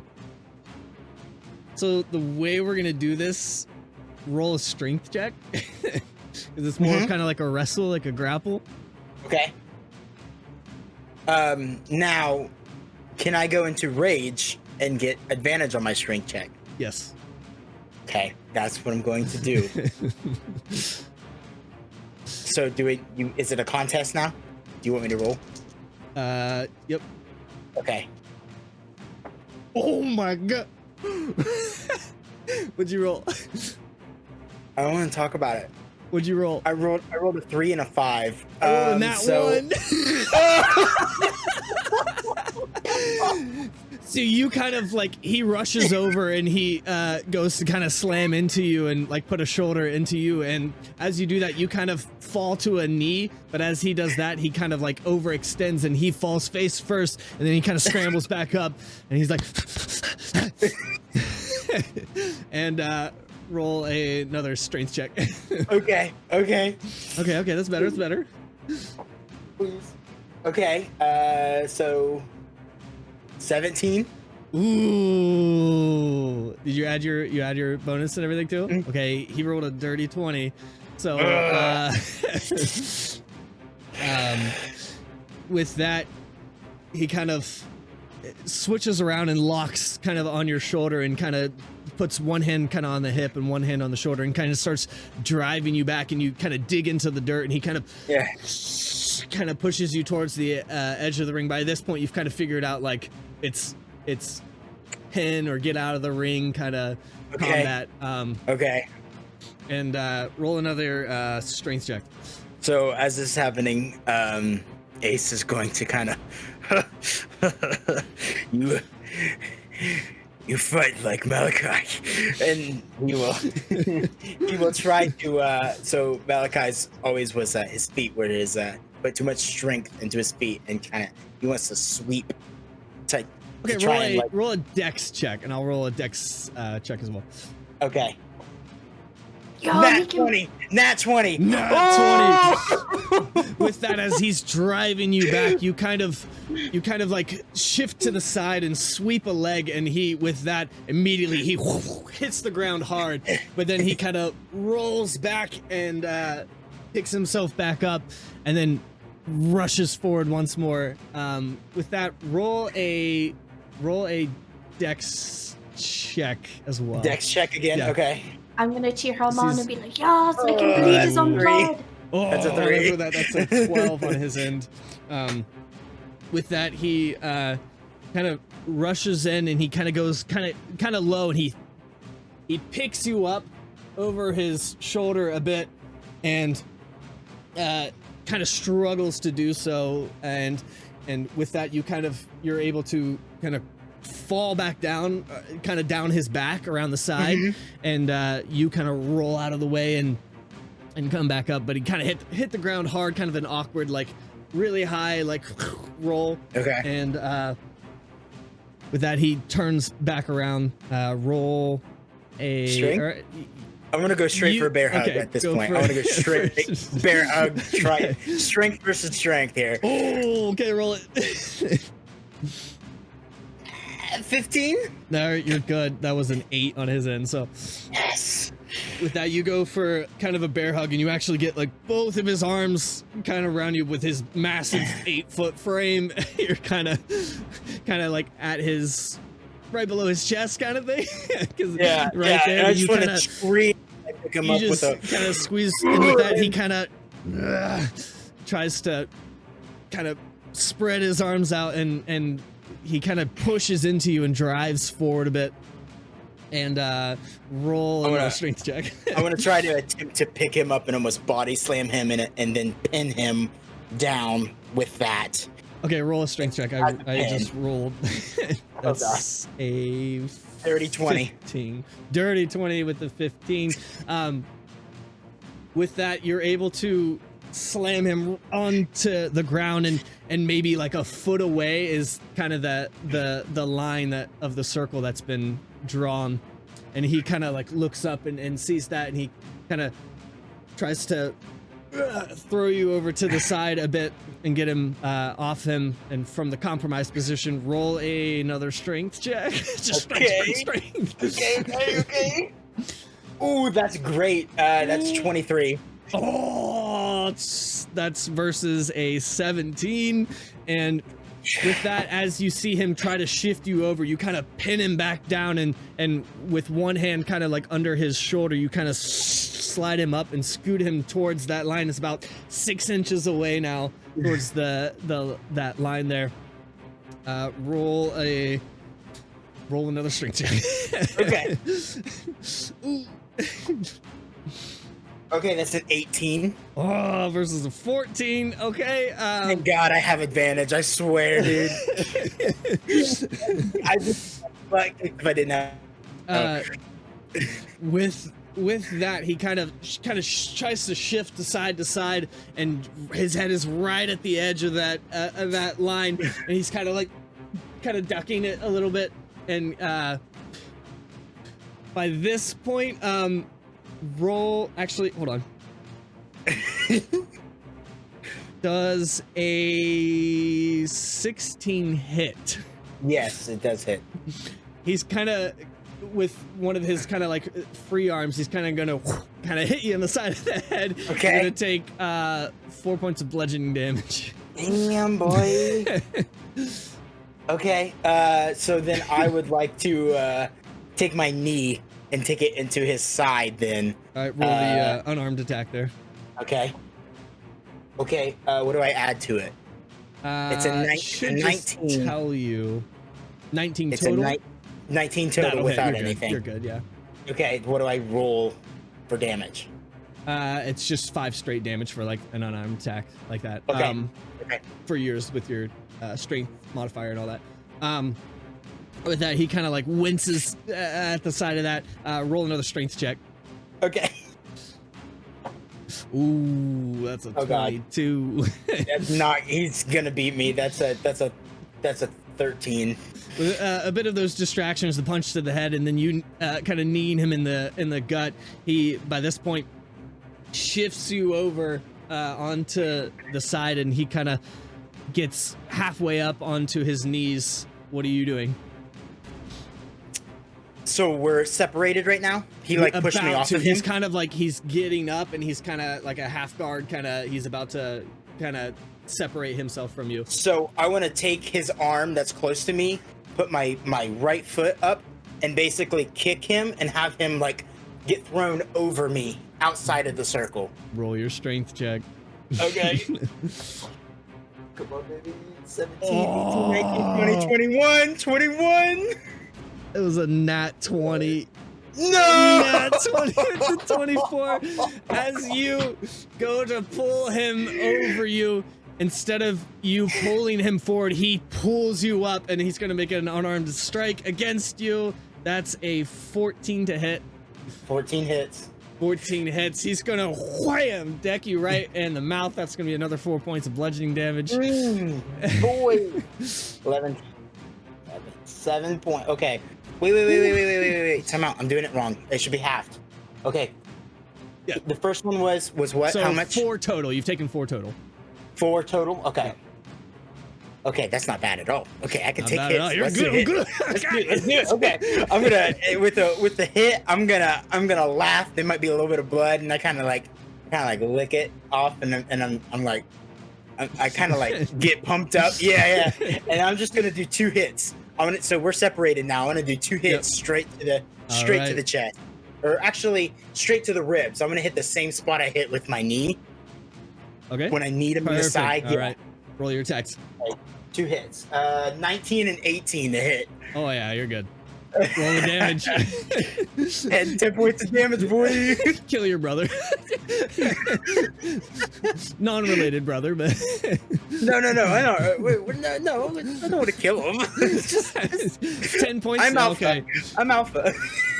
I'm alpha. So he's taking 15 points of damage so far. All Dude, that would right. take me out. That would take me out. I'd be down right now. He's a big boy though. And with that, he kind of falls to one knee, and he kind of looks up with kind of this look of like, damn. And roll a strength check with advantage. Once more, I'm going to roll with disadvantage because you've put a wall up on him with that. Okay. So you want me to roll 3 d20s? I'm going to roll disadvantage. You roll advantage. Okay. A nat 20. I had a nat 20, but I had a nat 20. It's a 12. With that, You guys are just gonna knock each other out at the same time. I had a nat 20, but I had disadvantage, so it's a 12 instead. Oh man. Okay, with that, you're nat 20, and against his 12, you rush over and scoop him up, and in his kind of weakened state, you kind of put one hand on his stomach and just and heave like that. You shot put him, and he kind of flails into the air just a little bit. I mean, he's got a lot of mass, so he wasn't airborne for much, but he kind of slides back towards the edge of the ring, and then he kind of bares his kind of sharp teeth and goes to make another turn, and you see as Midian kind of whacks him on the top of the head, and he's like, and then you see Midian kind of point down, and Mordecai kind of looks over, and he sees his left foot just out of the ring, and he looks down and looks up at you with this kind of like intense glare and beastly look in his eyes. He smiles. Oh, I'm smiling. I'm grinning ear to ear. I am loving this. And with that, he kind of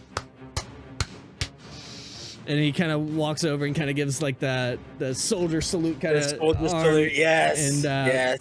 brings you in for kind of that G hug that Briar did at the beginning with Kuro.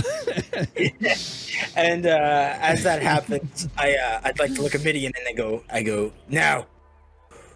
Where are these assholes that trying to take the island from you guys? They have gone to the temple. There is something there they are look for. We must stop them. We must rescue. There are people they are brought for evil. We have allies. That way, and I point towards the direction of the ship. We need of wood. We've took the old tree. We have a big snake as well we'd like to take back for food. Will you help us grab the rest of our allies? You see, actually, as that snake that you had killed is actually being cooked. Kind of a fire over, kind of a different fire pit, kind of being cooked. You see, like, one of them kind of turning it, and as you say, like, that snake and kind of looks over. I like to go over and take one of the things and rip it out of its mouth and be like, at least a trophy then. Put it in my back pocket. I'd like to march up to the to Midian. Mm-hmm. And be like, did my uncle stay with you long? He has been with us for a long time. Did he have a roof or a hut? He kind of points off to kind of a shanty little kind of thatched little just humble little hut kind of thatched up with sticks and such, and he points over to that. So you know that they are sacrificing people at the temple, yes? To what end, I do not know. But there is never good sacrifice. It, like this, always evil. May I make use of his hut while we are here? Yes. And I'm just gonna look at Ace. And I'm just gonna... Yeah, Ace is right beside you. He's kind of leading you, my lady. If you go straight in the hut, he will stand outside and basically guard it for you. I think we're safe here, but I could use another set of eyes. I'd like to see if he took any notes because he wrote to me. And maybe there's information in there that we could use. Just don't want this set to be in vain. Whatever he's left, we'll find it. Okay. I'd like to give her help action, and just whatever, investigation or search or perception, whatever, to find that. I don't know if you do the help action, JT, or do we just roll our separate dice? It's not much of a roll here. I mean, it's a pretty simple hut. It's a little hut. Yeah, it's just a little hut. You don't got no secret hideouts or anything. Mostly like dirt floor, but a little bit of like thatching and foliage at the bottom or the base of it to kind of make it not so dirt. And you see kind of this little kind of comfy actually looking little bedroll with a bit of like kind of fur and thatching as well, and a little it's just kind of rests on the ground, slightly raised up by a couple kind of stick interworks, and there's a little wicker basket kind of beside that, and you nothing on top of that, but it does have kind of like this little lid. It's kind of just a small little basket. I'm gonna hesitate and I'm gonna look at Ace and be like, it smells like him. It smells like his magic. He was magical like you? It's a family thing. You think maybe he left any spells back for you? I don't think so, but if he took any notes on something that could help us, might as well take a look. You have my support. As he like, I don't know, how small was he? Was he as small as Briar was? Because like Not that like small, but he wasn't like big by any means. Probably like, okay. I don't know, 5'9" or something. I'd like to just sit That's then so on tall to me, even in IRL. Maybe I'd like to sit 5'8", in on the bed. 5'9", yeah. On the bed, sit on the bed, and just kind of be there for whatever she needs. Like she's moving things, I help her move it. You know, whatever. Just there for complete moral support at this point. Do I find anything? Are you looking in the basket? I'm looking in the basket.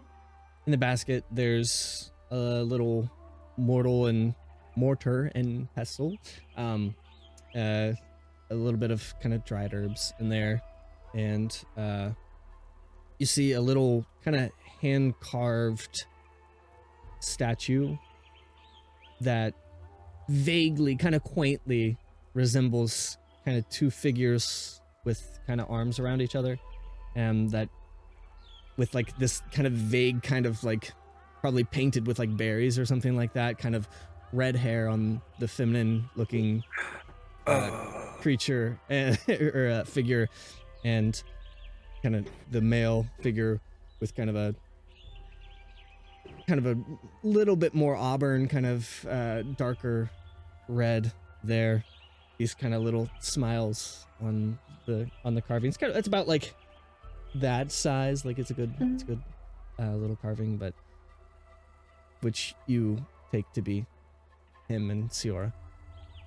And there's also a kind of a journal with kind of like this dried leaf kind of paper that has kind of all kinds of different as you kind of like flip through just kind of quickly, like different like notes and little prayers, and there's kind of different little arcane symbols and such within it as well. And you see also kind of this bag, and as you open it, it's a very familiar kind of sight of a particular kind of seed that's used in kind of like prayer practice, setting seed aside.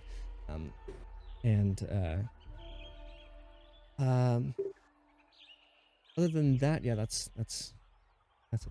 So Out of game. Is there a new spell in there? we'll find out. I think I'll have to take time to study the book, which I almost likely do at like nighttime when we like rest, because as an elf I only need like the 4-hour trance, so I'll just spend time. Ace is like super into it. He's like, is there a new spell in there? Do you want to try it? Do you want to try it? Like, let's Dude, not how that works. Like, immediately can you try it? Can you try it? Like, do what I mean. Like, sure. can you transform me into something? Like, dude, if Ace loves magic, like let him geek out. I will feed that need. Like, you don't understand. He can't do it. He tries. So he loves it. Okay, and then just like looking around, is there anything else like there's kind of quaintly folded kind of tribal clothing that's, it looks at one point like it might have been from like your home, but it's been adorned with different like threads of plants kind of intertwined, and like a cloak? Yeah. Just kind of like faintly folded there, and as you look at it, you do recognize that you'd seen him in it before when it was newer, when it wasn't jungle weathered a bit, And there's I- also I just would- like a little bowl with some kind of clear looking water in it. Just kind of to the side of that. I'd like to put on the cloak because I want to, even eventually when I leave, take my uncle. I want to have a piece of him with me for a while. As So you I kind of imagine- wrap it around you, it's almost like a hug, and you feel it, and it kind of comforts, and then you smell it, and it smells the familiar kind of herby kind of, Herbs and leaves and a Yes. little bit like amber and a lot like home. and a lot like home. Ugh.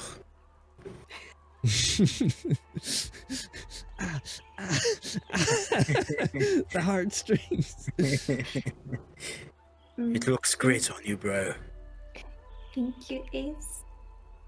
And I'm gonna can I study, is this just water? Like if I sniff it, if I taste it, is there anything weird about it? Nah, it just seems Nah. like it there's a bit of like sediment on the bottom, and you see kind of to the side that actually there's kind of these kind of thatched together little sandals. You get that that's probably what he would, just wash off a little bit. Oh, okay, so don't drink the water. Got it. Foot water. Ooh. I'm gonna look at Ace and like, thank you for being here with me while I grieve, but to be truthful, to go back to the earth is a good thing, and I know this. I loved him very much, and he taught me many things. And I know it's going to destroy my new year. But we will take care of every single one of those people, and we will kill every single one of them. I don't care if it hurts Kuron, I will let it go, but I'm going to rip off their heads and bathe in their blood. You can crush their skulls. I just need to pull myself together today. Let's go have fun. You look like you are having a great time. You want next? I bet you can take them on too. As you guys kind of leave this quaint little hut, they have that main fire pit kind of going, and Midian kind of turns, and he has kind of this little wooden plate and little tiny wooden hollowed out cup, and kind of offers Yes. tea to you, Please. to each of Please. you. And as you each sit on the log, and you sit at this log and sip at the tea, you kind of hear a ruckus behind you, and you see for a moment kind of tensions rise a bit, and Mordecai grabs his spear and looks that direction and kind of heads off, and you see a few familiar faces peeking from the edge of this grove, as they've made a bit of a ruckus, and that's where we will, that's where we'll pick up next session. Awesome. This will be the end. Awesome.